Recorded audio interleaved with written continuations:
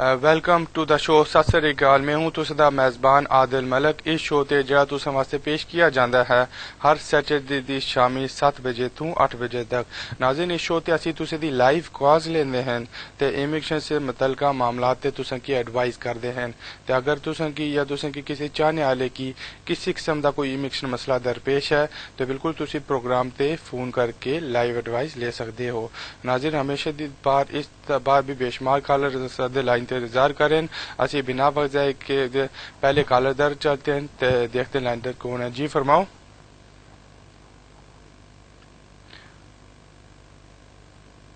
जी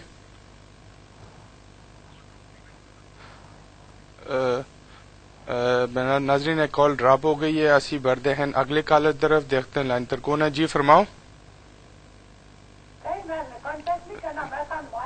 जी फरमाओ।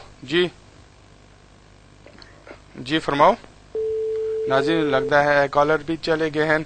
असी बढ़ते हैं नेक्स्ट कॉलर तरफ। जी फरमाओ।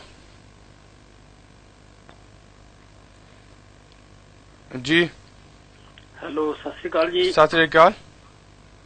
ठीक ठाक? बिल्कुल जी, ठीक ठाक। फरमाओ जी। एक्चुअली मेरी वाइफ इंडिया तो आई हुई है, 2 साल हो गए ने उन्होंने। अच्छा। तो उन्होंने उथे आईलेट्स की सी जिदा है ना। ठीक है। तो उन्होंने यूके लाइफ का भी इतने टेस्ट देना, तो आईलेट्स से चल जाएगी उथे के सानू इतने करना पेगा दूजा कोर्स? ठीक, बिल्कुल वाइफ की थे दूजा कोर्स करना पेगा क्योंकि पहली चीज है जेड़ा आयल्स होंदा वो 2 साल बाद एक्सपायर हो जाता है ते एक ते वो एक्सपायर हो गया है ते दूसरा जदों इत्थे तुसी पाकि स्टे वास्ते अप्लाई करदे हो इंडेफिनिट वास्ते ते उसदे विच 2 मेन बड़ी कंडीशन है। एक ते वो कह रहे हैं कि तुसी वाइफ को life in the UK test होना चाहिए है।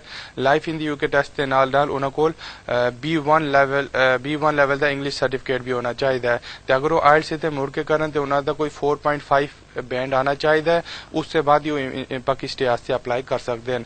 नाज़रीन, बढ़ते अगले कॉलर तरफ। जी फरमाओ। हेलो जी। हाँ मलिक साहब, मैं पूछना सी कि मैं बच्चे ने 7 ईयर के बेस से अप्लाई किया सी। अच्छा। जो कि रिफ्यूज हो गया, उस तो बाद कंसेंट ऑर्डर साइन होया, फिर जुडिशियल रिव्यू था। अच्छा। उस तो बाद अपना की कहते हैं उन्होंने फिर वन स्टॉप नोटिस देके रिफ्यूज कर दिता, अपील लाग दे दिता। अच्छा। ਹੁਣ ਫਸਟ ਟ੍ਰਾਈਬਿਊਨਲ ਦੀ ਹੀਅਰਿੰਗ ਹੈਗੀ ਹੈ, ਜੇ ਉੱਥੇ ਵੀ ਰਿਫਿਊਜ਼ ਹੋ ਜਾਂਦੇ ਆ ਤੇ ਫਿਰ ਨੈਕਸਟ ਆਪਸ਼ਨ ਕੀ ਹੈਗੀ ਹੈ? ठीक है, बिल्कुल। अजकल दी डेट ते अगर तकिया जाए तो जेडे बच्चे वाले केसेज हैं जिथे न्याने की 7 साल तो ज्यादा अरसा हो गया है, मोस्ट ऑफ द केसेज कोई 80% केसेज इमिग्रेशन अपील ही तो अलाउ होंदे हैं ते हुन तुसां के भी अपील दा राइट मिलिया है, तुसी अपील कर दित्ती है। हुन फर्स्ट ट्राइब्यूनल ते हियरिंग लिस्टेड है ते बिल्कुल उत्थे तुसी कोर्ट ते जाओ, जज की सारी चीज एक्सप्लेन करो, उन्हें की दसो कि हुन तुसी इत्थे अपनी लाइफ एस्टैब्लिश की है, बच्चे दा बेस्ट इंटरेस्ट है ये कि उन्हें किते स्टे मिलना चाहिए है। अगर जज सारी गल सुन के अपील अलाउ कर दे तो फिर ते होम ऑफिस वाले स्टे दे देंगे। अगर वो सारी गल सुन के अपील डिसमिस कर दे तो उथे तुसी फिर दोबारा अपर ट्रिब्यूनल ते अपील कर सकते हो। वो मैटर फिर एक सीनियर इमिग्रेशन कोल जाएगा, सीनियर इमिग्रेशन जज कोल जाएगा तो वो दोबारा रिव्यू करके तुझे केस के ऊपर एक नवा फैसला करेंगे। ते मेरा यही मशवरा है कि जदों तुसी अपील लेने ते जाओ तो सारे पेपर वगैरह वधिया तैयार करके जज कोल पेश करो ते कोशिश करो कि तुसी दी अपील अलाउ हो जाए। नाज़रीन, बढ़ते अगले कॉल दर। जी फरमाओ। हेलो जी। मैनू है ना अपने मैं इतने बिजनेस वीजा ते हाँ। अच्छा। मैंने अपने वाइफ से भाई को इतने इंडिया तो बुलाना है। अच्छा। तो वो 17 साल का है, 18 साल तो छोटा है, तो मैंने उसके लिए कितनी वेल्थ वगैरह कितनी दिखानी पैनी? ते ओ कदी पहले इत्थे आया है कि नहीं आया? नहीं, पहले कितने नहीं आया। ते मम्मी पापा आए हैं तुसी दी वाइफ दे के ओ भी नहीं आए? नहीं, वो भी नहीं आया कदे। ठीक है, ते वधिया ऑप्शन है क्योंकि वो माइनर है ते कला वीजे मिलने दे चांसेस चंगे नहीं हैं ते बेहतर है या ते वो अपनी मम्मी पापा नाल अप्लाई करे ते ओ फिर सिस्टर नाल अप्लाई करने का ज्यादा फायदा नहीं है। मम्मी पापा नाल अप्लाई कर देन उथे ज्यादा चंगे चांसेस हैं इस वजह थू क्योंकि एक तो मम्मी पापा दी एज ज्यादा होएगी, प्लस अगर उन्हों दी कोई सेविंग्स हो या फिर कोई पेंशन वगैरह हो या फिर कोई जमीन वगैरह हो, वो सारे पेपर नाल जमा करा के दस सकते हैं कि भाई असी जाना है, इथे आना है और फैमिली के विजिट करके मुड़ के वापस चले जाना है। अगर वो सिस्टर नाल अप्लाई करन तो डिपेंड करता है सिस्टर दे सर्कमस्टांसिस किस किस्म दे हैं, उन्हों दी एज कितनी है, किस हद तक वो होम ऑफिस की सैटिस्फाई कर पाएंगे कि इतने ओवरस्टे नहीं होंगे बल्कि वापस मुड़ के इंडिया चले जाएंगे। तो वधिया ऑप्शन है कि तुसी उन्होंने स्पॉन्सर भेजो अपनी 6 महीने की बैंक स्टेटमेंट, 6 महीने की पे स्लिप्स वगैरह, तो उतों तुसे जेड़ा वाइफ दा ब्रदर है वो अप्लाई करे, या तो अपनी मम्मी पापा दोनों नाल या किसी एक पेरेंट नाल भी एप्लीकेशन जमा करा सकता है। नाज़रीन बढ़ते अगले कॉलर तरफ। जी फरमाओ। हेलो जी मलिक साहब, एक्चुअली मेरे 2 सवाल हैं जी। मैंने पहले एक्चुअली लेगेसी में केस रिफ्यूज हुआ था मेरा और मैंने उसको हाई कोर्ट में चैलेंज किया था। अच्छा। अभी तभी उन्होंने फिर कंसेंट ऑर्डर साइन किया कुछ महीने के बाद और 3 महीने का टाइम मांगा। अभी तकरीबन 9 महीने तकरीबन हो चुके हैं। अच्छा। अभी उन्होंने तकरीबन 3 वीक पहले मेरे पेपर वगैरह, वाइफ के पेपर ये वो मांगे और मेरी वाइफ और बेटी दोनों ब्रिटिश है यहाँ पे। अच्छा। तो अभी मेरे क्या चांसेस हैं कि वो मुझे स्टे देंगे या नहीं देंगे, क्योंकि मैं 12 साल मुझे तकरीबन यहाँ रहते हुए भी होंगे और मुझे किसी ने बताया कि अभी वो 2.5 साल की ही स्टे दे रहे हैं यदि वो देते भी हैं। ठीक। तो मुझे 12 साल हो गया यहाँ पे, तो क्या उसका कुछ हो सकता है? क्योंकि मैं हैप्पी नहीं हूँ किसी 2.5 साल की स्टे से। यदि मैं उसको हाई कोर्ट में चैलेंज करता हूँ तो क्या मेरे पास ऑप्शन होगा? एक और चीज मैंने दसो, तुसी असाइलम कदों क्लेम की सी? असाइलम हाँ जी 2003 में की थी मैंने। ठीक है, बिल्कुल है। काफी चंगी गल है कि तुसदी बच्ची भी ब्रिटिश है प्लस उसकी वाइफ भी ब्रिटिश है। ते हुन यही है कि जारी बात है होम ऑफिस वाले तुसदा केस दोबारा रिव्यू करें। हुन थोड़े अरसे तक वो नया फैसला करेंगे ते नए फैसले के अंदर उन्हें सारी चीज कंसीडर करनी है। उन्हें एक तो कंसीडर करना है तुसदा केस लेगेसी स्कीम के अंदर, प्लस तुसदा केस फिर ह्यूमन राइट्स के अंदर कंसीडर करना है। ते ए भी कंसीडर करना है कि तुसदी वाइफ कोल भी बाकी पेपर है, नाल तुसदी गुड़िया भी ब्रिटिश नेशनल है। ते उस ग्राउंड से अगर ते लेगेसी के अंदर कोई गल बननी है तो फिर इंडेफिनिट से फाइट किया जा सकता है। अगर लेगेसी के अंदर वो रिफ्यूज कर दें तो ह्यूमन राइट्स के ऊपर स्टेटस देते हैं तो ह्यूमन राइट्स से 2.5 साल की ही स्टे मिलनी है। उसकी तुसी फिर कोर्ट से चैलेंज कर सकते हो, मगर कोई काफी चंगे चांसेस नहीं होंगे कि तुसें इंडेफिनिट मिले, क्योंकि इस टाइम जो कानून है वही कहता है कि अगर किसी की ह्यूमन राइट्स से स्टे मिलेगा तो उसकी 2.5 साल का पहले वीजा मिला तो मोर उस आगे एक्सटेंशन अप्लाई करनी है। तो उसकी कल का शुक्रिया। नाज़रीन बढ़ते हैं अगले कॉलर तरफ। जी फरमाओ। हेलो सत श्री अकाल। मेरी ਇਹ ਵਾਲਾ ਕੇਸ ਲੱਗਾ ਹੋਇਆ ਸੀਗਾ। अच्छा। ਉਸ ਤੋਂ ਬਾਅਦ ਚ ਉਹਨੇ ਅਪੀਲ ਦੇਤੀ ਆ, ਅਪੀਲ ਤੇ ਗਏ ਅਸੀਂ, ਉਸ ਤੋਂ ਬਾਅਦ ਉਹਨੇ ਸਰਵੋ ਵਾਲੀ ਅਪੀਲ ਦੇਤੀ ਆ। अच्छा। ਡਿਸਮਿਸ ਕਰਕੇ ਭੇਜ ਦਿੱਤਾ। ਉਸ ਤੋਂ ਬਾਅਦ ਚ ਆਪਾਂ ਕੁਝ ਕਰ ਸਕਦੇ ਹਾਂ? ਤੇ ਮੈਨੂੰ ਇੱਕ ਹੋਰ ਚੀਜ਼ ਦੱਸੋ, ਉਹਦਾ ਵਿਆਹ ਹੋਇਆ ਯੂਰਪੀਅਨ ਨੈਸ਼ਨਲ ਨਾਲ ਕੋਈ ਫੈਮਿਲੀ ਮੈਂਬਰ ਹੈ? ਨਹੀਂ, ਕੇਅਰਿੰਗ ਦਾ ਕੇਸ ਹੈ। ਅੱਛਾ, ਤੇ ਤੁਸੀਂ ਕਿਸ ਦੀ ਲੁੱਕ ਆਫਟਰ ਕਰਦੇ ਹੋ? ਬੱਚਿਆਂ ਦੀ। ਤੇ ਬੱਚੇ ਬ੍ਰਿਟਿਸ਼ ਨੈਸ਼ਨਲ हैं? हाँ जी। ठीक। ते अपील अपर ट्रिब्यूनल तो भी डिसमिस हो गई है? हाँ जी। ठीक है। हुन तुसां कोल 2 ऑप्शन हैं।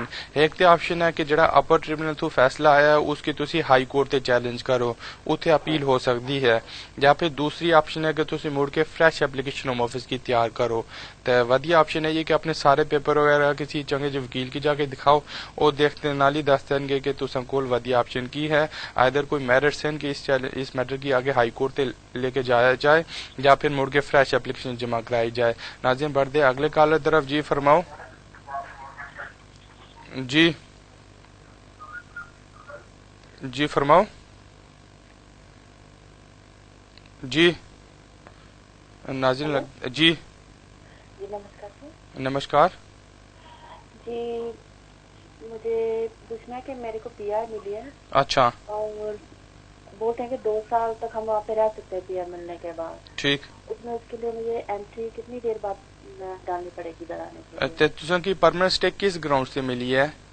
इंडेफिनिट है। तो किस ग्राउंड से मिली है? डोमेस्टिक वायलेंस से ऊपर मिली है, मैरिज ग्राउंड से मिली है, किस बेस से मिली है इंडेफिनिट?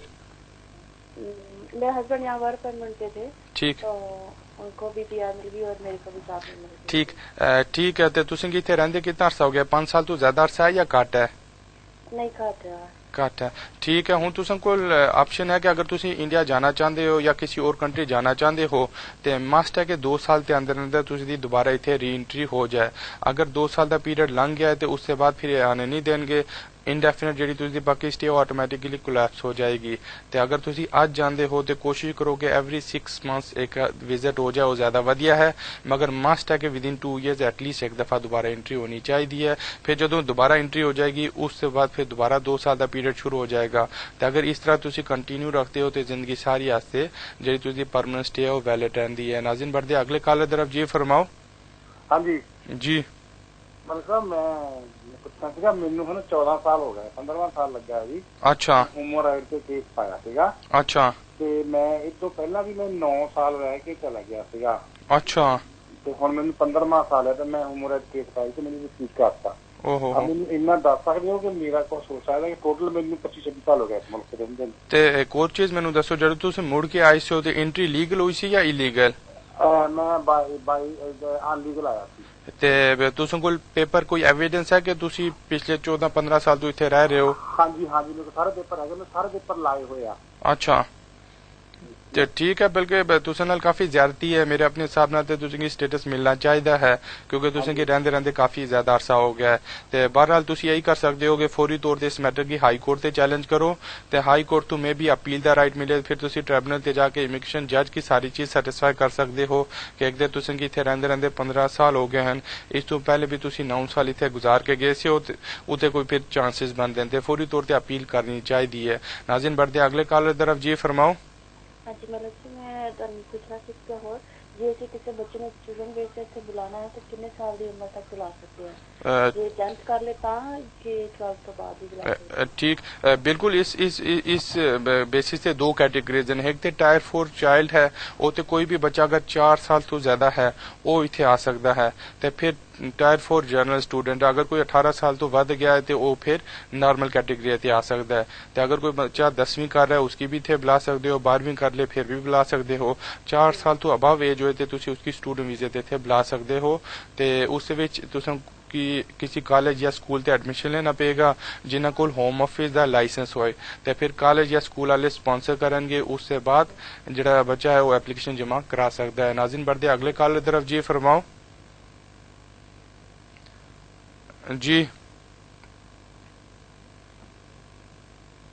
जी फरमाओ जी। हेलो जनाब, क्या हाल है? बिल्कुल जी ठीक ठाक, फरमाओ। मैंने ये पूछना था कि मेरे पास स्टेटस 3 साल का है। अच्छा। और मेरी दीदी के पास वीजा नहीं है, वो इलीगल थी यहाँ पे। ठीक। और मैंने उसका केस लगाया हुआ है। अच्छा ठीक। तो मैं साल के 20,000 रुपये मेरी इनकम है। अच्छा। वाइट टाइम मैंने फुल काम शो कर रखा है और उसका कुछ स्टेटस आने का कोई उम्मीद है? ते तुसां कोल स्टेटस केड़ा है? 2.5 साल 3 साल दी डिस्क्रिप्शन लीव है या केड़ी स्टे है? डिस्क्रिप्शन लीव है। ते ओ तुसां की किस ग्राउंड से मिली है? ओ असालम दे बेस में ह्यूमन राइट दी मिली है। ठीक। ते तुस दे कोई न्याणे हैं, बच्चे हैं कि कोई नहीं? नहीं, बच्चा अगले साल होने वाला, तो मेरी कोर्ट मैरिज भी हो गई है। ठीक मैरिज हैगा मेरे को। हाँ ये तो चलो चंगी गल है। ते वाइफ दे कोई 100% चांसेस नहीं है, मगर अगर एप्लीकेशन लगाई है तो फिर वेट करने वाली गल है। नाल अगर कोई बेबी वगैरह हो बच्चे दी बेस ते केस से ज्यादा चंगे चांसेस हैं। ते फिलहाल अगर होम ऑफिस वाले कोई फैसला नहीं किया तो पेशेंटली वेट करो। अगर ते थोड़े अरसे बाद उन्हें केस रिफ्यूज कर दिता है तो तुसी उसके खिलाफ कोर्ट ते अपील कर सकते हो। नाल जिस समय पहले दसिया अगर कोई न्याणा वगैरह हो, बच्चा हो, बच्चे नाल केस दे ज्यादा वधिया चांसेस हैं, फिर वाइफ की हिस्ट्री मिल जानी है। नाज़रीन बढ़ते अगले कॉलर तरफ जी फरमाओ। हेलो जी फरमाओ। ਹੈਲੋ ਹਾਂਜੀ ਮੇਰੇ ਜੀ ਮੰਮੀ ਜੀ ਹੈਗੇ, ਉਹਨਾਂ ਜਿੱਦਾਂ ਉਹਨਾਂ ਨੂੰ ਆਉਂਦੇ ਨੂੰ ਇੱਥੇ 6 ਮੰਥ ਵਾਸਤੇ ਆਉਂਦੇ ਹੈਗੇ ਜਿੱਦਾਂ ਹੁਣ। ਅੱਛਾ। ਤੇ 5 ਮਹੀਨੇ ਲਾ ਕੇ ਵਾਪਸ ਚਲੇ ਜਾਂਦੇ ਹੈਗੇ। ਅੱਛਾ। ਤੇ ਉਸ ਤੋਂ ਬਾਅਦ ਉਹਨਾਂ ਦਾ 10 ਸਾਲ ਦਾ ਜਿੱਦਾਂ ਵੀਜ਼ਾ ਲੱਗ ਗਿਆ, ਜਿੱਦਾਂ ਉਹ 6 ਮਹੀਨੇ ਇੱਥੇ ਆ ਜਾਂਦੇ ਆ, 5 ਮਹੀਨੇ ਰਹਿ ਕੇ ਚਲੇ ਜਾਂਦੇ ਆ, 6 ਮੰਥ ਇੰਡੀਆ ਰਹਿ ਜਾਂਦੇ ਆ। ਅੱਛਾ। ਆ ਜਾਂਦੇ ਆ ਮਤਲਬ ਜਿਹੜਾ परमानेंट नहीं हो सकता जितना परमानेंट है जे ਉਹਨਾਂ ਦਾ ਕੁਝ ਚਾਂਸ ਮੰਨਦੇ ਹੋ। ਮੰਮੀ ਜੀ ਦੀ ਏਜ ਕਿੰਨੀ ਹੈ, ਉਮਰ ਕਿੰਨੀ ਹੈ ਉਹਨਾਂ ਦੀ? 66 to 67। ਤੇ ਤੁझे ਫਾਦਰ ਹਨ ਜਾਂ ਡੈਥ ਹੋ ਗਈ ਹੈ ਉਹਨਾਂ ਦੀ? ਕਿਦਾਂ? ਫਾਦਰ ਹੋਰ ਕਿੱਥੇ ਹਨ? ਨਹੀਂ, ਉਹਨਾਂ ਦੀ ਡੈਥ ਹੋ ਗਈ। ਠੀਕ। ਤੇ तुझा और कोई भैन भरा है कि नहीं? ਹਾਂਜੀ ਉਹਨਾਂ ਦਾ ਸਨ ਹੈਗਾ। ठीक ठीक है, बिल्कुल डिपेंड करता है सरकमस्टांसिस के ऊपर। अज दी जेड़ा केस चल रहा है तुसी बिल्कुल मम्मी की बात के तौर पे बुला सकते हो। उस विच मेन कंडीशन यही है कि तुसी इमिग्रेशन ऑफिसर की सैटिस्फाई करना पेगा कि मदद तुसी दे ऊपर फाइनेंशियली डिपेंडेंट हैं, नाल इमोशनली डिपेंडेंट हैं ते नाल फिजिकली डिपेंडेंट हैं। ते ए सारे सरकमस्टांसिस ते डिपेंड करता है कि इधर मदद की कोई इनकम है, कोई पेंशन है, कोई प्रॉपर्टी है, कोई बैलेंस है, बैंक बैलेंस है कि नहीं है, वैदर उन्हां दी मैडिकल कंडीशन किस किस्म दी है। ते वधिया ऑप्शन है किसी चंगे जे वकील तो जाके सलाह ले लियो। अगर ते हाले पॉसिबल नहीं है ते ओ विजिट ते आंदे रहन ते थोड़े अरसे बाद फिर कोशिश कर सकदे न पक्की स्टे आस्ते। नाज़रीन इत्थे वक्त तो चलदा एक ब्रेक दा, तुसी टीवी तकते रहो, असी चंद लम्हों ते फिर हाज़र होंगे। Welcome back to the show. नाज़रीन असी बढ़ते हैं कॉलर तरफ। जी फरमाओ। जी हेलो जी, मैं एक सवाल पूछना था। इत्थे आया ਨੂੰ ਸਾਨੂੰ 16 ਸਾਲ ਹੋ ਗਏ। अच्छा।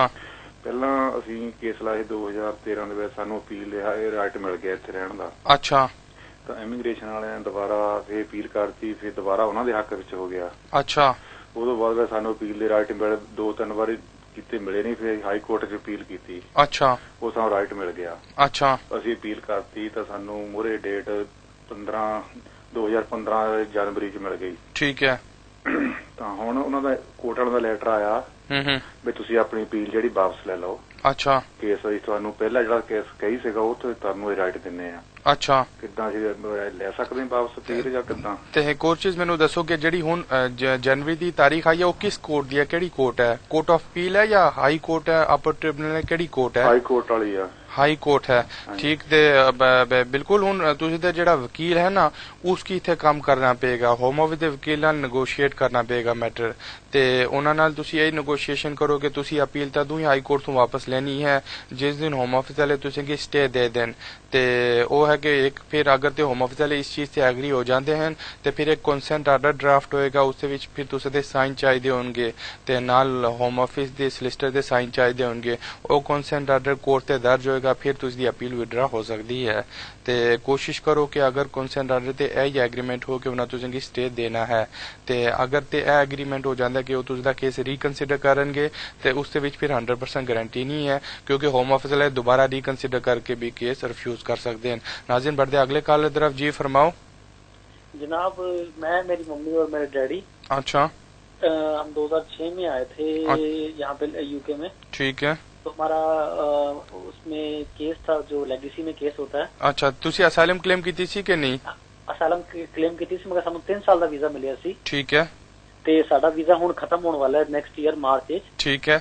ਹੁਣ ਅਸੀਂ ਅਗਰ ਜਮ੍ਹਾਂ ਕਰਾਵਾਂਗੇ ਸਾਨੂੰ ਇੰਡੈਫੀਨਿਟ ਮਿਲੇਗਾ ਕਿ ਕੀ ਮਿਲੇਗਾ? ਕਿਉਂਕਿ ਅਸੀਂ ਲੈਗੇਸੀ ਵੀ ਹੈਗੇ ਸੀ ਮगर ਸਾਨੂੰ ਦਿੱਤਾ ਨਹੀਂ ਉਹਨਾਂ ਨੇ ਇੰਡੈਫੀਨਿਟ। ठीक है बिल्कुल जाहिर बात है लेगेसी के अंदर तुझे इंडेफिनेट मिलना चाहिए सी। अगर उस टाइम होम ऑफिस इंडेफिनेट नहीं दी 3 साल का वीजा दिता सी ते तुसी उस टाइम इस मैटर की हाई कोर्ट ते चैलेंज कर सकते हो, जिहड़ी तुसी चैलेंज नहीं की। ते बहरहाल हुण जदों वीजा लंघने वाला होएगा इस तो पहले तुसी फर्दर एक्सटेंशन आस्ते अप्लाई करना। तुसी बाकी स्टे आस्ते अप्लाई नहीं कर सकते हो ते 3 साल की फर्दर एक्सटेंशन मिलनी है। फिर जदों तुसी 6 साल हो जान लीगल ते फिर तुसी अपनी इंडेफिनेट आस्ते अप्लाई कर सकते हो। नाज़रीन बढ़ते अगले कॉल की तरफ। जी फरमाओ। जी रंजीत बोल रहा हूँ सर। जी फरमाओ। सर मैं बात कर रही थी पेपर होम ऑफिस के बारे। जी मैं 2006 में आया था सर। अच्छा। तो वर्किंग हॉलिडे वीजे पे आया था। अच्छा। तो 2008 में मेरा वीजा जो खत्म हो गया था। अच्छा।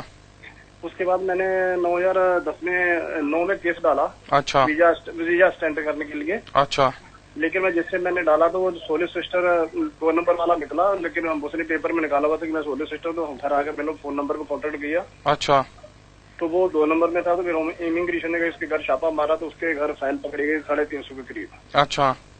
तो उसके बाद फिर हम इमिग्रेशन ने हमको बुलाया, इंटरव्यू ली, तो हमने सब कुछ उनको सच्चाई बताई कि ऐसे हमने फोन पे बात करी और उसने न्यूज पेपर में हमने उसे पढ़ा था। तो उसके घर जाके हमने उससे बातचीत की है और सारा कुछ हमने उसको इतने पैसे दिए। ठीक है।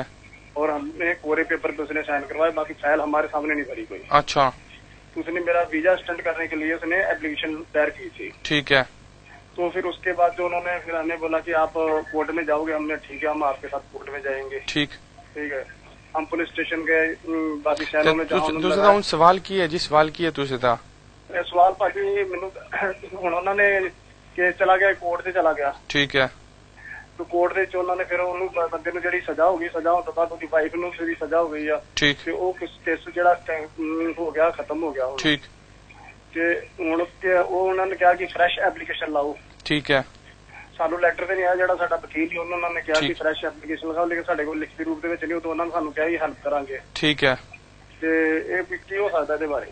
बिल्कुल ठीक है, क्योंकि इस टाइम तुझी कोई प्रेजेंट एप्लीकेशन चल रही नहीं है ते तुसें की फ्रैश एप्लीकेशन जमा करानी चाहिए। जदों तुसी फ्रैश एप्लीकेशन जमा कराओ ते सारा दा सारा एविडेंस उत्थे लगाओ नाल कि तुसी विक्टिम बने हो डिसेप्शन दे, प्लस तुसी गवर्नमेंट दी मदद कीती है, तुसी उस बंदे दे खिलाफ गवाही जाके दी है ते इसी ग्राउंड से उस बंदे की सजा हुई है ते नाल अपने बिल वगैरह लगाओ, बैंक स्टेटमेंट वगैरह लगाओ, प्रूव करो होम ऑफिस की कि हुण तुसी इत्थे अपनी लाइफ भी एस्टैब्लिश कीती है ते ह्यूमन राइट्स के ऊपर कोशिश कर सकते हो ते डिपेंड करता है होम ऑफिस के ऊपर। नाज़रीन बढ़ते अगले कॉलर की तरफ। जी फरमाओ। मैं क्या वकील साहब ना प्रोग्राम चल रहा ना लाइफ ना गल कर। बिल्कुल गल कर रहे हैं, फरमाओ तुझा सवाल की है। जी फरमाओ जी, गल कर रहे हैं, सवाल की है तुझा? जी मैंने 6 साल हो गए आए ना। अच्छा, मैं 6 साल हो गए आए नु ते कोई केस ला सकते हो कि नहीं? ते बच्चे वगैरह हैं इनको न्याने हैं तुझा या कर ले हो? मेरे तो इतने कल्ला ही है जी, बच्चे ते आई किस तरह से एंट्री वीजे तो इसी या विदाउट वीजा? वीजे ते आया इसमें। वीजे ते आए हो, ठीक है। डिपेंड करता है तुझे अपने सर्कमस्टांसिस के ऊपर। एप्लीकेशन तुझी ह्यूमन राइट्स से ला सकते हो, कोई 100% चांसेस नहीं है कि तुझे स्टे मिल जाए, मगर वही है कि तुसी एप्लीकेशन जमा करा सकते हो। जितना अरसा केस चलता रहेगा तुसी एक ते लीगल इत्थे रहोगे ते नाल तुसी होम ऑफिस दे सिस्टम ते होगे ते कल नूं अगर गवर्नमेंट वगैरह कोई चेंज होए, कोई कैटेगरी आए, कोई स्कीम आए, कोई पॉलिसी आए, कोई एमनिस्टी आए ते उत्थे पेपर निकलने दे कोई चंगे चांसेस होंगे। नाज़रीन बढ़ते अगले कॉलर तरफ। जी फरमाओ। हेलो, हाँ जी, जी सत श्री अकाल जी। सत श्री अकाल जी, मैं अपने हसबैंड ਨੂੰ ਮੰਗਵਾਉਣਾ ਜਿੱਦਾਂ ਪਰਮਾਨੈਂਟ। अच्छा, ਤੇ ਉਹਦੇ ਵਿੱਚ ਜਿੱਦਾਂ ਆਪਣੀ ਪੇ ਕਿੰਨੀ ਹੋਣੀ ਚਾਹੀਦੀ ਹੈ ਮੇਰੀ? ते बिल्कुल अगर ते तुसी अपने हस्बैंड के पक्के तौर ते बुलाना चाहो ते जड़ी इनकम थ्रेशोल्ड है वो कह रहे हैं 18,600 होनी चाहिए है। अगर तुसी किसी कंपनी से काम कर रहे हो, अगर तुसी काम नहीं कर रहे हो तो कोल अकाउंट दे सेविंग्स हैं ते कोई अगर 62,500 62,500 तुसां कोल सेविंग रहिंदी है ते अगर ए सेविंग्स तुसी दे अकाउंट 6 माह तो मेंटेन हो ते फिर तुसी सेविंग्स से ग्राउंड से भी हस्बैंड की बुला सकते हो। ते अगर तुसी काम कर रहे हो ते तुसां कोल 6 महीने दी पे स्लिप होना लाजमी है ते 6 महीने दी जड़ी पे हो तुसी दे अकाउंट ते भी आंदी हो ते फिर तुसी हस्बैंड की पक्के तौर ते बुला सकते हो। तुसी दी कॉल दा शुक्रिया। नाज़रीन बढ़ते अगले कॉलर तर। जी फरमाओ। हेलो जी, सत सत श्री अकाल।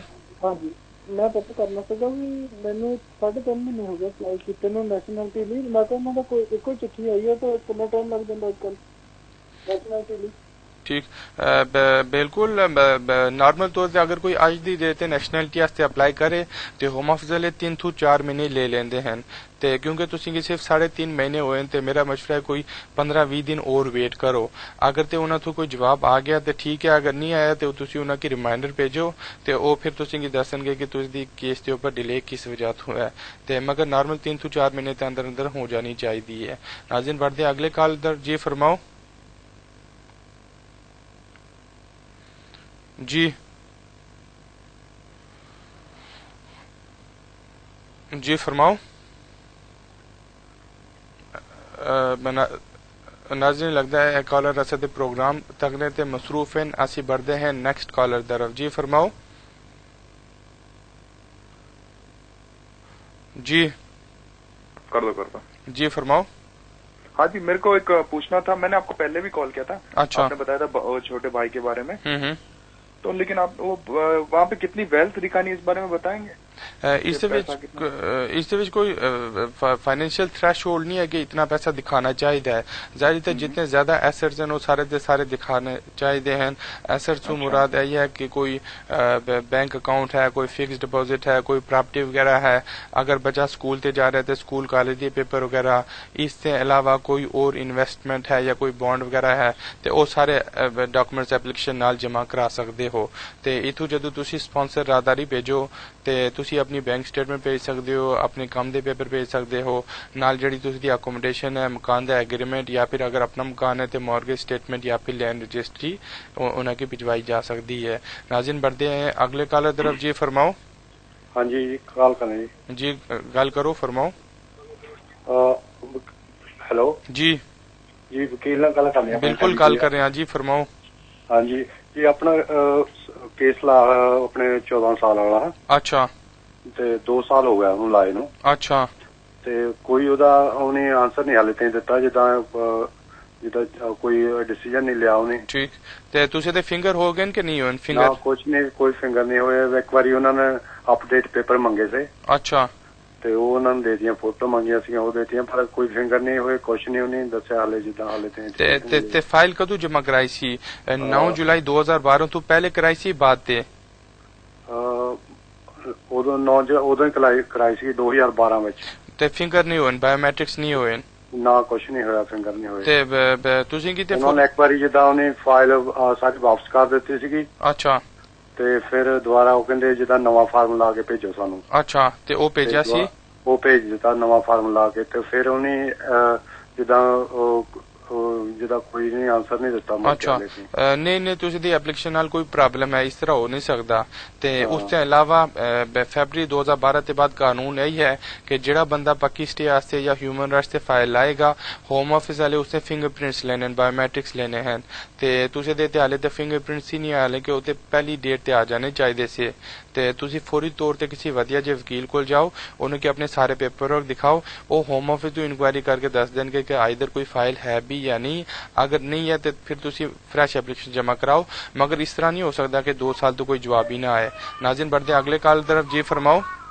हेलो भाजी। जी फरमाओ भाजी। अगे समझ नहीं आई मैं 6 साल हो गए कि आए ਨੂੰ ਮੈਂ ਕਿਹੜੇ ਫੇਸ ਤੇ ਕੇਸ ਲਾ ਸਕਦਾ? ਤੁਸੀਂ ਹਿਊਮਨ ਰਾਈਟਸ ਦੀ ਐਪਲੀਕੇਸ਼ਨ ਕਰ ਸਕਦੇ ਹੋ ਤੇ ਚਾਂਸਸ ਕੋਈ ਜ਼ਿਆਦਾ ਚੰਗੇ ਨਹੀਂ ਹਨ, ਮਗਰ ਇਹ ਹੈ ਕਿ ਉਸ ਨਾਲ ਫਾਇਦਾ ਹੋਏਗਾ ਨੰਬਰ 1 ਕਿ ਤੁਸੀਂ ਇੱਥੇ ਇੱਕ ਤੇ ਲੀਗਲ ਰਹਿ ਸਕਦੇ ਹੋ, ਕੱਲ ਨੂੰ ਕੋਈ ਇਮੀਗ੍ਰੇਸ਼ਨ ਦੀ ਚੈਕਿੰਗ ਹੋ, ਕੋਈ ਮਸਲਾ ਹੋ, ਤੁਸੀਂ ਕਿ ਉਹ ਡਿਪੋਰਟ ਜਾਂ ਡਿਟੇਨ ਨਹੀਂ ਕਰ ਸਕਦੇ ਹਨ।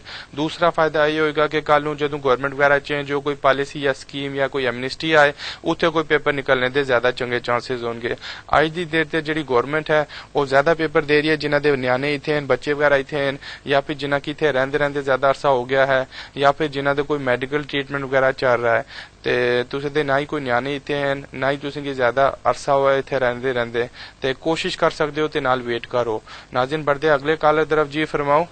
सत श्री अकाल जी। सत श्री अकाल भाजी। मैं स्टूडेंट एप्लीकेशन की थी, वो थोड़ी लेट करती, वीजा लंघ गया सी मेरा, उदों पेपर तैयार नहीं सी। अच्छा। ते हुण मैनूं अपील दा हक नहीं दिता, ते इहदा की हो सकदा ते किद्दां हक मिल सकदा ते किन्ने क चांस ने इहदे फिर? ते एक और चीज मैनूं दसो कि 28 दिन के अंदर अंदर एप्लीकेशन जमा कराई सी या 28 दिन भी लंघ गए से? नहीं 28 दिन लंघे सी। अच्छा लंघे नहीं, फिर तो तुझे स्टूडेंट एप्लीकेशन जमा करानी नहीं सी ना जी, क्योंकि अक्टूबर 2012 ते कानून बन गया सी। वो कह रहे थे कि अगर कोई बंदा ओवरस्टे है, जिस वीजा 28 दिन तो ज्यादा ओवरस्टे कीता है, तो उसकी पॉइंट बेस्ड सिस्टम मसलन student work permit HSMP business वीजे दी कोई गुंजाइश ही नहीं है वीजा मिलने दी। ते तुसें की चाहिए सी कि किसी और कैटेगरी ते फाइल जमा करा दे। ते बहरहाल उन किसी वकील को जाओ ना कि एक ते अपना स्टूडेंट रिफ्यूजल दिखाओ, मे भी उथे कोई पॉइंट ऑफ लॉ ते अपील हो सके, या फिर मे भी तुझे कोई सर्कमस्टांसिस होन के तुसी होम ऑफिस से ह्यूमन राइट ते या किसी और ग्राउंड ते फ्रेश फाइल भी जमा करा सकते हो। नाज़रीन बढ़ते अगले कॉलर तरफ। जी फरमाओ। हाँ जी भाजी मैं 2006 च हॉलीडे वर्किंग वीजे ते आया सी जिद्दां। अच्छा। ਤੇ ਉਹ ਬਾਅਦ ਦੇ ਵਿੱਚ ਮੈਂ ਓਵਰਸਟੇ ਹੋ ਗਿਆ ਜਿੱਦਾਂ, ਤੇ ਹੁਣ ਮੇਰੀ ਉਦੋਂ ਮੈਂ ਮੇਰੇ ਇੱਥੇ ਸਟੂਡੈਂਟ ਨੂੰ ਵਿਆਹ ਵੀ ਕਰਾਇਆ ਸੀ ਤੇ ਬੱਚੀ ਹੈ 1 ਸਾਲ 13 ਮਹੀਨਿਆਂ ਦੀ ਜਿੱਦਾਂ। ਅੱਛਾ। ਕੋਈ ਕੇਸ ਇੱਦਾਂ ਲੱਗ ਸਕਦਾ ਕਿ ਨਹੀਂ? ਤੇ ਤੁਸੀਂ ਦੀ ਵਾਈਫ ਕੋਲ ਕਦੋਂ ਤੱਕ ਵੀਜ਼ਾ ਹੈ? ਉਹਨਾਂ ਕੋਲ ਹੈ ਨਹੀਂ ਵੀਜ਼ਾ ਹੁਣ। अच्छा उन्हें तो भी वीजा लंघ गया है? हाँ जी 2-3 महीने हुए लंघे। ठीक है, बल्कि वाइफ का वीजा लंघन तो पहले कोई ना कोई फाइल जमा करा देनी चाहिए सी, वो ज्यादा वधिया ऑप्शन सी। ते बहरहाल क्योंकि तुझी बच्ची इत्थे बॉर्न हुई है ते बच्ची ते सारे फाइल जमा करा सकते हो, कोशिश कर सकते हो। ते बेहतर है किसी चंगे जे वकील को जाओ, वो तुसें के डॉक्यूमेंट्स दस देंगे केड़े डॉक्यूमेंट्स चाहिए, ते उसके बाद तुझी ह्यूमन राइट ते फाइल जमा करा सकते हो। नाज़रीन बढ़ते अगले कॉलर तरफ। जी फरमाओ। हेलो जी। मैं वही अगे फोन किया था, 14 साल वाला केस लाया हुआ। जी जी। तो उन्होंने कोई जिदा 1998 ਵਿੱਚ ਮੈਂ ਆਇਆ था इधर। अच्छा। ਤੇ ਜਿਦਾ 2012 ਵਿੱਚ ਕੇਸ ਲਾਇਆ, 14 ਸਾਲ ਹੋ ਗਏ ਤੇ ਉਹਨੇ ਕੋਈ ਆਨਸਰ ਨਹੀਂ ਹਾਲੇ ਤੱਕ ਕੀਤਾ। ਜਿਦਾ ਮੇਰਾ ਮੈਂ ਜੇ ਆਪਣੇ MP ਕੋਲ ਲੈਟਰ ਪਲੂਟਰ ਪਾਵਾਂ ਫਿਰ ਕੋਈ ਆਨਸਰ ਦੇਣਗੇ? ਬਿਲਕੁਲ, ਜਿਸ ਤਰ੍ਹਾਂ ਮੈਂ ਤੁਸੀਂ ਪਹਿਲੇ ਵੀ ਦੱਸਿਆ ਸੀ, ਮੇਰੇ ਹਿਸਾਬ ਨਾਲ ਤੁਸੀਂ ਕੋਈ ਵੈਲਿਡ ਐਪਲੀਕੇਸ਼ਨ ਪੈਂਡਿੰਗ ਨਹੀਂ ਹੈ। ਤੇ ਕਿਉਂਕਿ ਅਗਰ ਤੇ ਐਪਲੀਕੇਸ਼ਨ ਪੈਂਡਿੰਗ ਹੁੰਦੀ ਤੇ ਹਾਲੇ ਤੱਕ 1 ਨੰਬਰ ਫੈਸਲਾ ਆ ਜਾਣਾ ਚਾਹੀਦਾ ਸੀ, ਸੈਕੰਡ ਤੁਝਦੇ ਫਿੰਗਰਪ੍ਰਿੰਟਸ ਹੋ ਜਾਣੇ ਸੀ, ਤੇ ਨਾ ਹੀ ਹਾਲੇ ਤੱਕ ਕੋਈ ਫੈਸਲਾ ਆਇਆ ਹੈ, ਨਾ ਹੀ ਤੁਝਦੇ ਕੋਈ ਫਿੰਗਰਪ੍ਰਿੰਟਸ ਹੋਏ ਹਨ। ਤੇ ਮੈਨੂੰ ਲੱਗਦਾ ਹੈ ਤੁਝਦੀ ਐਪਲੀਕੇਸ਼ਨ ਕੋਈ ਹਾਲੇ ਪੈਂਡਿੰਗ ਨਹੀਂ ਹੈ। ਪਤਾ ਨਹੀਂ ਹੈ ਕਿ ਤੁਸੀਂ ਤੁਝਦਾ ਜਿਹੜਾ ਵਕੀਲ ਹੈ ਉਹ ਕੀ ਕਰ ਰਿਹਾ, ਆਈਦਰ ਉਸਕੋ ਰਿਮਾइंडर भेजा नहीं भेजा, ਕਿਹੜੀ ਚਿੱਠੀ ਹੋਮ ਆਫਿਸ ਤੋਂ ਲਾਸਟ ਟਾਈਮ ਆਈ ਸੀ 2 ਸਾਲ ਤੱਕ ਉਸ ਕੋਈ ਹੋਮ ਆਫਿਸ ਤੋਂ ਇਨਕੁਆਇਰੀ ਕਿਉਂ ਨਹੀਂ ਕੀਤੀ ਤੇ ਵਧੀਆ ਕਿਸੇ ਪਹਿਲੇ ਇੰਡੀਪੈਂਡੈਂਟ ਵਕੀਲ ਕੋਲ ਜਾਓ ਕਿਸੇ ਦੂਸਰੇ ਸਲਿਸਟਰ ਕੋਲ ਜਾਓ ਉਹਨੂੰ ਕਿ ਆਪਣੇ ਸਾਰੇ ਪੇਪਰ ਦਿਖਾਓ ਉਹ ਪਹਿਲੀ ਸਟੇਜ ਤੇ ਤੁਸੀਂ ਚੈੱਕ ਕਰ ਦੇਣਗੇ ਨਾ ਕਿ ਇਧਰ ਕੋਈ ਕੇਸ ਚੱਲ ਰਿਹਾ ਵੀ ਹੈ ਕਿ ਨਹੀਂ ਚੱਲ ਰਿਹਾ ਤੇ एमपी ਕੋਲ ਜਾਣੇ ਦੀ ਲੋੜ ਨਹੀਂ ਹੈ अगर केस ही कोई नहीं है तो एमपी भी कुछ नहीं कर सकता पहले केस वैलिड कोई चलता हो तो फिर एमपी को जाने का फायदा है। नाज़रीन बढ़ते अगले कॉल तरफ जी फरमाओ। हेलो जी मतलब साहब मैंने एक्चुअली पहले भी फोन किया था आपको वो जो लेगेसी वाला जो बोला था मैंने मेरे बेटे और वाइफ ब्रिटिश हैं लेकिन मेरे पास मतलब मुझे 5 साल हो गए तकरीबन शादी को भी लेकिन मेरी रजिस्टर्ड मैरिज है यहाँ पे ठीक है पर मैंने कोई और केस नहीं लगाया था सिर्फ मैंने लेगेसी में ही लगाया था और आप बोल रहे थे ना यदि आप ह्यूमन राइट पे तो वो सिर्फ वही देते हैं तो लेगेसी में यदि मतलब क्या चांसेस है कि वो लेगेसी में मुझे स्टे देंगे या क्या चक्कर मुझे समझ नहीं आई इसकी क्योंकि मुझे ऑलरेडी 10-11 साल तो यहाँ हो गए और ऐसे ऐसे लोगों को भी लेगेसी में स्टे मिली है जो सिर्फ उस वक्त 2-2 साल में ही आए थे उनको स्टे मिल गई प्लीज इसके बाद में जरा बता देंगे। ठीक बिल्कुल हाँ तुझे बिल्कुल करना सही है जायज है लेगेसी के अंदर 4.5 लाख लोगों की स्टेटस मिल चुका है तो उसे भी मिलना चाहिए सी मगर प्रॉब्लम ये हुई कि जदों नई गवर्नमेंट आई सी कंजरवेटिव दी 2011 फरवरी ते इन्हें लेगेसी दी थोड़ी सी पॉलिसी चेंज की सी उसके बाद काफी ज्यादा केसेज इन्हें रिफ्यूज किए हैं ते जिहड़ी गलत गल है अगर तुझदा भी केस लेगेसी ते रिफ्यूज होएगा ते तुसी उस मैटर की हाई कोर्ट ते चैलेंज कर सकते हो मगर तुसी पहले मैनू दस्सिया सी ना कि होम ऑफिस ले तुझदा केस रीकंसीडर कर रहे हैं रीकंसीडर करते करते में OF भी फैसला कर सकते हैं कि असी लेगेसी के अंदर तुझदा केस रिफ्यूज कर रहे हैं मगर तुझदी वाइफ ते बच्ची ते बेस ते तुझे फेवर ते डिस्क्रिशन एक्सरसाइज करते हुए तुझे की ह्यूमन राइट्स से स्टे दिता जाएगा ते फिलहाल वेट करो देखो केड़ा फैसला होम ऑफिस तो आना है अगर इंडेफिनेट नहीं मिलती वो वीजा देंदे हैं तो उसकी तुसी कोर्ट से फिर चैलेंज कर सकते हो पहले वीजा लेने वाली गल है। नाज़रीन बढ़ते अगले कॉल तरफ जी फरमाओ। हाँ जी वकील साहब जी मेरा सवाल है भी लड़का इंडिया से आया 8 साल हो गए ਉਹਦੇ ਕੋਲ ਪਾਸਪੋਰਟ है नहीं वो शादी ਇੱਥੇ कर सकता है बिल्कुल शादी करना हर बंदे दा बुनियादी हक है मगर जदों तुसी लोकल रजिस्ट्रार कोल जांदे हो ना ते ओ कहंदे ने कि असें की कोई प्रूफ ऑफ आईडी दियो जिस नाल प्रूव हो के बई तुसी दी वाकई यही नेशनैलिटी है जेडी तुसी असें की दस रहे हो ते फौरी तौर ते बच्चे की इंडियन हाई कमीशन भेजो ते उन्हां की रिक्वेस्ट करो कि 1 साल दा या 2 साल दा पासपोर्ट इशू कर देन अगर वो पासपोर्ट इशू नहीं कर रहे तो कोई पेपर दे देन जिस नाल इसकी नेशनैलिटी कन्फर्म हो अगर वो भी नहीं दे रहे तो इंडिया तो तुसी बर्थ सर्टिफिकेट वगैरह मंगवा के कोशिश कर सकते हो। नाज़रीन बढ़ते अगले कॉल तरफ जी फरमाओ। हेलो जी मैं ਤੁਹਾਨੂੰ ਪੁੱਛਣਾ ਸੀਗਾ ਜਿੱਦਾਂ ਇੱਕ ਮੇਰਾ ਫਰੈਂਡ ਆ ਉਹਦੇ ਜਿੱਦਾਂ ਬੇਬੀ ਇੱਥੇ ਹੋਇਆ ਅੱਛਾ ਵਾਈਫ ਉਹਦੀ ਬ੍ਰਿਟਿਸ਼ ਆ ਅੱਛਾ ਤੇ ਬੇਬੀ 6 ਮੰਥ ਦਾ ਉਹਨਾਂ ਨੇ ਐਪਲੀਕੇਸ਼ਨ ਲਈ FLRFP ਠੀਕ ਹੈ ਤੇ ਬਾਇਓਮੈਟ੍ਰਿਕਸ ਹੋ ਗਿਆ ਠੀਕ ਹੈ ਮਹੀਨਾ ਪਹਿਲਾਂ ਜਿਹਦਾ ਉਹਦੀ ਵਾਈਫ ਇਨਕਮ ਸਪੋਰਟ ਤੇ ਆ ਉਹ ਅਫੈਕਟ ਕਰਦਾ ਕੇਸ ਨੂੰ ਤੇ ਨਹੀਂ ਉਹ ਅਫੈਕਟ ਨਹੀਂ ਕਰਦਾ ਤੇ ਇੱਕ ਹੋਰ ਚੀਜ਼ ਮੈਨੂੰ ਦੱਸੋ ਕਿ ਇਹਨਾਂ ਦੀ ਮੈਰਿਜ ਰਜਿਸਟਰ ਹੋ ਗਈ ਹੈ ਜਾਂ ਨਹੀਂ ਮੈਰਿਜ ਰਜਿਸਟਰਡ ਹੋ ਗਈ ਹੈ ਮੈਰਿਜ ਹੋ ਕੇ ਕੋਰਟ ਮੈਰਿਜ ਹੋਈ ਹੈ ਚੰਗੀ ਗੱਲ ਹੈ ਤੇ ਬੱਚੇ ਦਾ ਪਾਸਪੋਰਟ ਵੀ ਨਿਕਲਵਾ ਲਿੱਤਾ ਹੈ ਬ੍ਰਿਟਿਸ਼ ਉਹ ਵੀ ਨਿਕਾਲਿਆ ਉਹ ਬੱਚੇ ਦਾ ਪਾਸਪੋਰਟ ਵਾਈਫ ਦਾ ਪਾਸਪੋਰਟ ਉਹ ਹੋਮ ਆਫਿਸ ਨੂੰ ਭੇਜਿਆ ਹੋਇਆ ਠੀਕ ਤੇ ਬੰਦਾ ਓਵਰਸਟੇ ਸੀ हाँ जी बंदा ओवरस्टे सीगा ते पहले कोई केस वगैरह रिफ्यूज हुआ कि कोई नहीं हुआ पहला कोई केस रिफ्यूज नहीं हुआ ठीक बिल्कुल ठीक है जी ते बिल्कुल जबरदस्त काम किया है कि एक ते मैरिज भी रजिस्टर कराई है प्लस बच्ची दा पासपोर्ट निकलवा के होम ऑफिस की एप्लीकेशन जमा कराई है ते थोड़ा जा वेट करने वाली गल है ते मैनू पूरा यकीन है कि उन्हें किते स्टे मिलना चाहिए